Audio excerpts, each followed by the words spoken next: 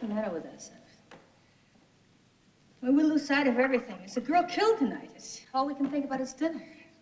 Une petite douzaine de films en 25 ans de carrière, un succès mitigé en son temps et pourtant Cassavetes, mort en 1989, est devenu une icône du cinéma indépendant américain. De Shadows à Une femme sous influence en passant par Opening Nights, ces films sont entrés dans la légende pour ce qu'ils ont apporté de spontanéité, de liberté et de rupture dans un cinéma américain alors encore très porté sur l'action. On est allé demander à la créatrice de mode Agnès B, fan des premières heures, et Thierry Jousse, critique de cinéma, auteur d'un ouvrage sur Cassavetes, de quoi ce cinéaste était-il le nom? On pourrait dire que c'est le cinéaste des émotions, cinéaste aussi de la peau, quoi. Il y a un côté très tactile chez lui, on a l'impression de toucher les personnages, on a l'impression d'être avec eux. Donc on est toujours dans une recherche d'un moment où l'émotion va surgir d'une manière authentique. What are you looking at? I got a golden life. Il n'a pas peur de se casser la figure, il n'a pas peur de... C'est ce qu'il dit d'ailleurs, une petite phrase. Don't dare to fail. C'est-à-dire, osez vous casser la figure. C'est rare qu'on vous dise ça. Et ça, c'est une des choses que nous a appris Cassavetes aussi. Et Cassavetes, c'est ça. Son premier film, Shadows, en 1959, est un acte de naissance renversant. C'est un film qui d'abord est tourné à New York entièrement, en décor naturel, c'est-à-dire il n'y a aucun tournage en studio, en partie improvisé. Donc le tournage, les conditions de tournage, de production sont déjà, on va dire, révolutionnaires à l'époque. Le fait simplement de mettre en scène des personnages noirs dans un contexte normal, c'était déjà un geste extrêmement fort politiquement parlant et qui marquait, voilà, je pense, la naissance d'une idée de cinéma très très forte. You go to a psychiatrist, don't you, Dickie? No, I don't. Well, you look Freudian. I never even met a psychiatrist. He looks like Sigmund.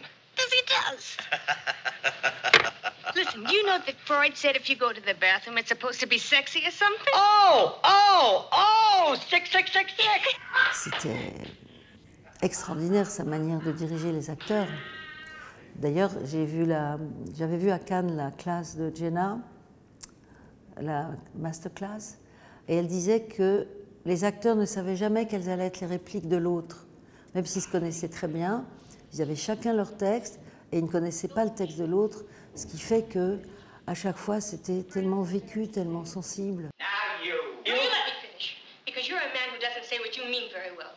What you meant was this was a wonderful evening and you enjoy my house and you like me. But like you said, you're crude. Et pour réussir dans ces exercices d'improvisation périlleux, Cassavetes va constituer un quatuor d'acteurs avec Ben Gazzara, Peter Falk et celle qui est aussi sa femme dans la vie, Gina Rolands. Gina Rolands apparaît dans son troisième long métrage, Un enfant attend, qui est quand même un film autour des enfants autistes, donc c'est un sujet très particulier.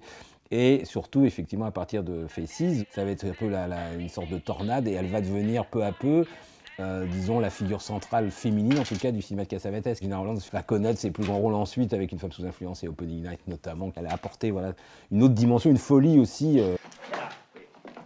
Mais comment capter cette folie, cette énergie et les éventuelles prouesses de ses acteurs? Cassavetes va inventer ses propres systèmes. Il laisse tourner la caméra pendant de longues minutes, travaillant le jeu plutôt que la mise en scène. C'est toujours un peu par bloc. C'est ça qui est frappant, je trouve, chez Cassavetes. C'est-à-dire que c'est des blocs, c'est des séquences qui durent 20 minutes, une demi-heure. Dans Une femme sous influence, ça prend des proportions même opératiques, on pourrait dire presque, parce que là, il y a cette fameuse scène là, de repas avec les spaghettis. C'est une scène qui dure, je ne sais pas, 30 minutes à peu près, quoi.